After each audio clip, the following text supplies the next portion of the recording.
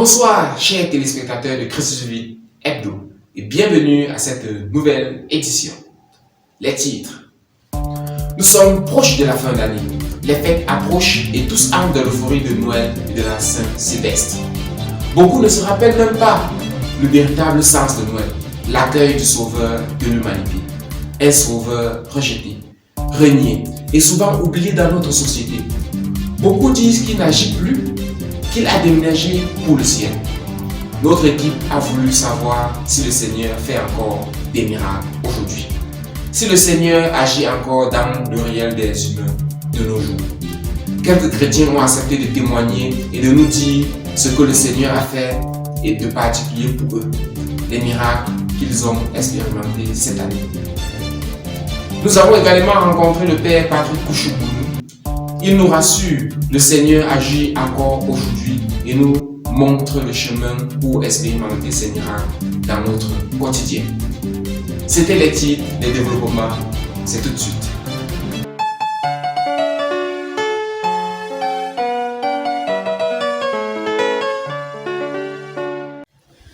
Rebonsoir.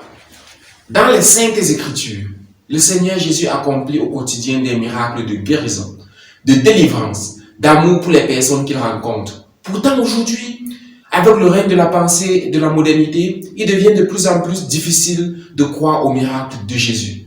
Pour beaucoup, il s'agit des fables, d'exagération de l'imagination. Les chrétiens même ont de plus en plus du mal à croire que Jésus peut bouger les lignes dans leur vie. Pourtant, comme le démontrent les témoignages que nous avons recueillis, le Seigneur agit encore aujourd'hui. Je crois que Jésus fait encore des miracles de nos jours. Je vais prendre l'exemple sur moi-même. Toi-même qui es devant moi, tu sais que j'ai été gravement malade. Les nouvelles sont venues ici que je suis morte. Mais avant que je ne sois transférée à l'hôpital central de Yaoundé, chaque jour j'ouvrais la Bible. Je trouvais toujours devant moi, n'aie pas peur. Je l'ai fait pendant 3 jours. Le 3e jour, je suis allée demander à ma Clémentine, que tu connais aussi, que c'est quoi. Chaque jour, j'ouvre la Bible et je tombe sur « N'aie pas peur ». Le 3e jour, « N'ayez pas peur ». Donc tout le monde.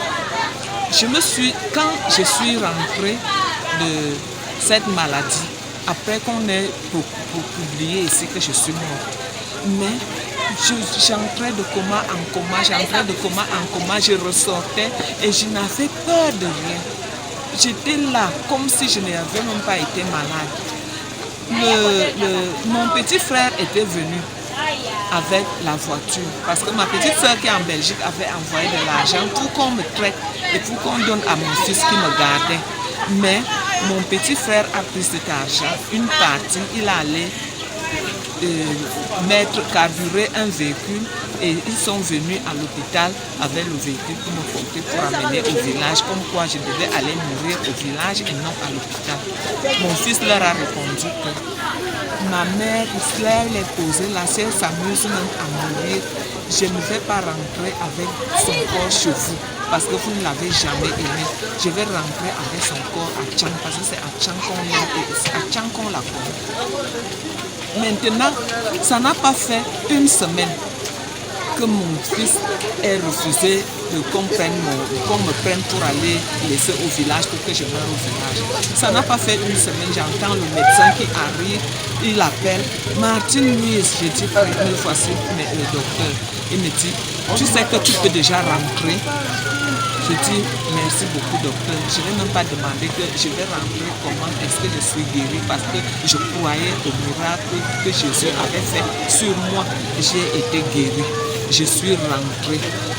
J'ai fait 3 mois chez une de mes filles qui m'a accueilli là-bas à Yaoundé parce que mon fils ne voulait même pas que je mette pied au village.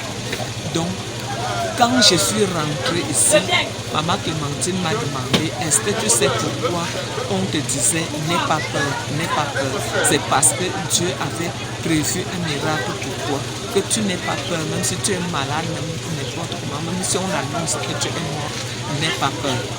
Donc, notre Dieu que nous servons fait encore des miracles aujourd'hui. Et moi, je suis un miracle de Dieu. Ok. Yeah, very sure Jesus is making miracles.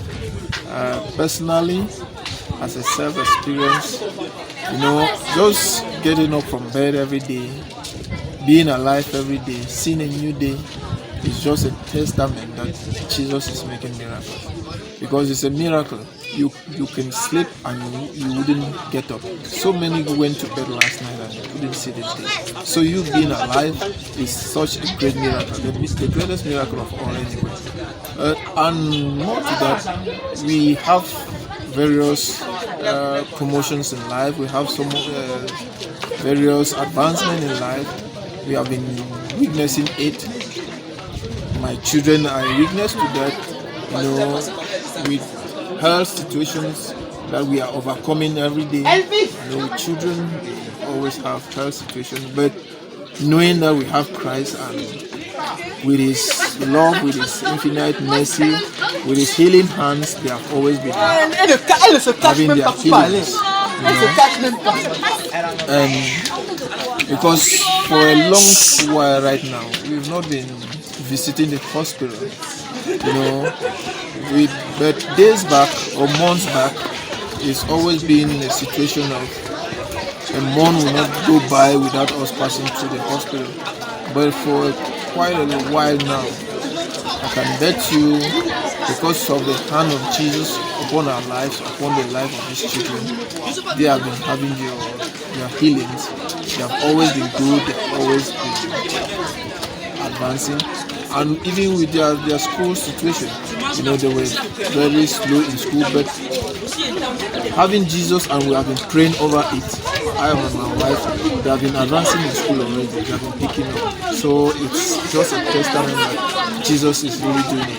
Because it is not physical.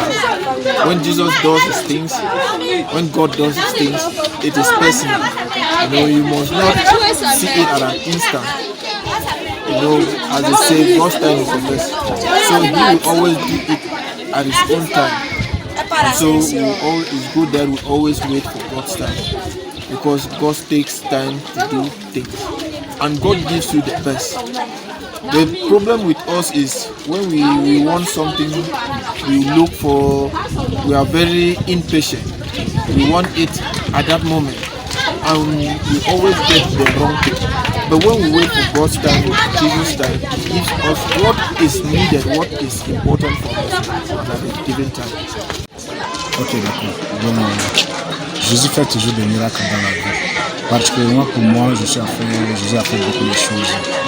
Si je peux peut-être évoquer, hier j'étais quelqu'un qui avait une colère incontrôlable.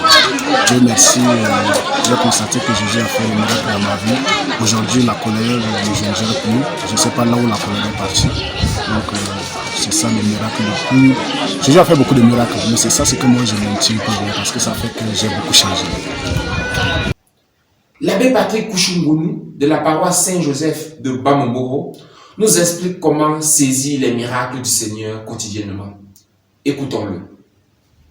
Chers téléspectateurs de Christus Vivit, loué soit Jésus-Christ à jamais. La question de notre journal de ce jour est celle de savoir si Jésus fait encore des miracles de nos jours et comment faire pour en bénéficier. Alors, je voudrais que nous puissions lire dans l'Évangile selon Saint Marc au chapitre 16, les versets 17 à 18.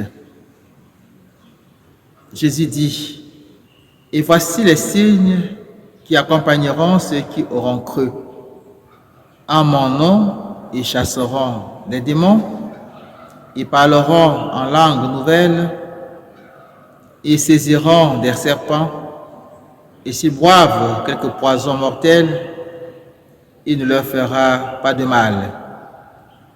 Ils imposeront les mains aux infirmes, et ceux-ci seront guéris. » Alors, avec ces recommandations de Jésus à la fin de l'Évangile selon saint Marc, nous comprenons que Jésus, qui est le même hier, aujourd'hui et pour l'éternité, comme nous aimons le dire ou le chanter. Il demeure donc que ce qu'il a fait hier, il le fait aujourd'hui, il le fera demain. Il a donné mandat aux apôtres de proclamer la bonne nouvelle du salut. Et donc ceux qui accueillent cette bonne nouvelle, et c'est ça la merveille de la foi chrétienne, il les comble en fait des mêmes pouvoirs ou du même pouvoir qu'il a reçu du Père. En mon nom, ils feront ceci. Et nous courons malheureusement le risque d'aplatir la foi chrétienne. Oh, on en dit qu'on est en ce moment dans le domaine spirituel, mais il y a cette expression qui est liée, qui est attribuée à Monseigneur Dormeau, de regretter mémoire. On ne peut pas aller au ciel comme si la terre n'existait pas. Le Christ est venu nous sauver. Et dans sa mission publique, il a accompli beaucoup de miracles. Et les miracles ne se sont pas arrêtés après son ascension. Cela s'est continué avec les apôtres et devrait continuer de génération en génération parce que c'est le même Christ que nous proclamons. Je me rappelle quand nous étions encore au séminaire, un de nos enseignants, je ne suis pas là, des témoignages des premiers chrétiens, des miracles qui s'opéraient dans les actes des apôtres, que c'était un charisme qui était lié à la fondation de l'Église. Mais non, je n'y crois pas. C'est un charisme permanent dans l'Église. C'est chaque jour, chaque génération qui devrait expérimenter l'action puissante du Christ dans la communauté des croyants. Donc le Christ continue à faire des miracles, des guérisons, des délivrances, même, il faut croire pas, il reçut des mots à travers certains de ceux qu'il a choisis et consacrés. Alors, maintenant, que faire pour bénéficier de ces miracles du Seigneur? C'est la foi. Voici les signes qui accompagneront ceux qui auront cru. Donc, si j'ai la foi, je me mets dans les dispositions nécessaires et requises pour bénéficier des actions, disons des miracles du Christ dans ma vie de foi. Croire et m'attacher à Jésus. Très souvent, en disant, Jésus, j'ai confiance en toi. Mais ça doit cesser d'être des paroles que nous prononçons des bouts de lèvres pour pouvoir jaillir du plus profond de nous-mêmes, de notre cœur. Donc c'est la foi. Et dans un effort permanent de conversion, on n'est jamais assez converti. C'est chaque jour que nous devons prendre conscience que nous sommes engagés dans un cheminement de conversion pour que notre vie devienne de plus en plus la vie même de Jésus. Il est souvent dit que si au début de notre marche avec le Christ, nous étions peut-être à, disons, 10 mètres l'un de l'autre, il faudrait que chemin faisant, que la distance entre lui et chacun de nous diminue pour que nous puissions tendre davantage, nous rapprocher davantage vers lui.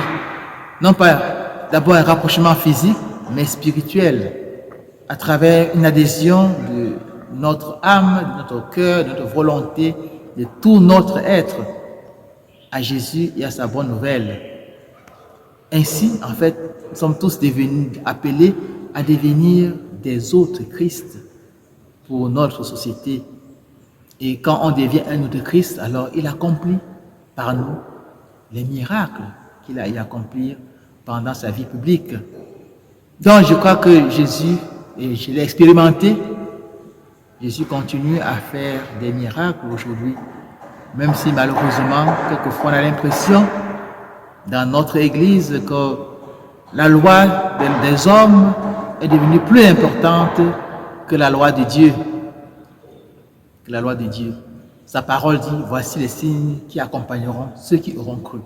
Donc il y a pour moi, peut-être d'autres taxeront ça d'hérésie, mais pour moi, il n'y a pas d'autre référence par rapport à ça que la parole de Dieu. Si l'autorité émet une loi qui va contre la parole de Dieu, alors ben là, les apôtres disaient, nous ne pouvons pas obéir à Dieu, mais obéir aux hommes. Donc mieux vaut toujours obéir à Dieu que d'obéir aux hommes, surtout si on ne va pas contre sa parole. Voilà, je crois que c'est ce que je pourrais dire en réponse à la question qui m'a été posée pour cette édition de notre journal. Que la paix et la joie de Noël remplissent les cœurs des uns et des autres et que nous puissions faire l'expérience de l'accueil de Jésus, tout petit enfant, dans notre vie, dans notre cœur. Loué soit Jésus-Christ, à jamais. Une brève pour terminer. Monseigneur Julio Murat, précédemment au Cameroun et en Guinée équatoriale, a été nommé nonce apostolique en Suède et en Islande le 9 novembre dernier. Sa messe d'au revoir a été dite le 12 décembre 2022 à la cathédrale de Yaoundé, en présence de quelques membres de la conférence épiscopale. Très bonne fête de Noël, que la joie du Seigneur vous comble et que l'enfant Jésus déverse ses grâces sur vous. À mercredi prochain pour une nouvelle édition de Christus Vit Hebdo.